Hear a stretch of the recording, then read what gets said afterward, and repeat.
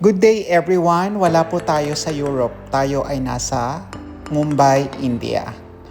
And sa likod ko, ito yung finest hotel nila dito sa India. It's a 5-star hotel. Isa sa pinaka-expensive na hotel na located sa Colaba, India. Ang Taj Mahal Hotel. And the name was derived from the Taj Mahal Palace in Agra, India.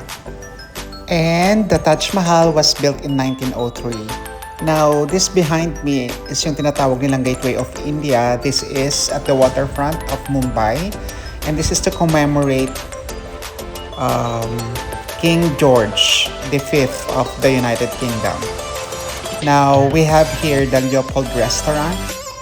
This restaurant isa din to sa mga sinalakay ng mga terrorists. That was 2008 nung sinalakay nila yung Taj Mahal Hotel at saka itong Leopold Restaurant.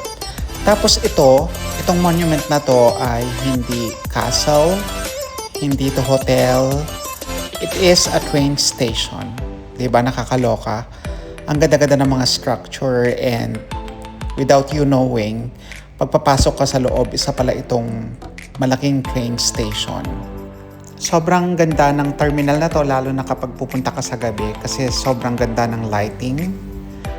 Lalo na kapag nasa labas ka, kitang-kita mo yung ganda and architecture ng railway station na to. And opposite of the terminal is the BMC building. The BMC building houses the civic body that governs the city of Mumbai. So this is all about Mumbai. See you again on our next video.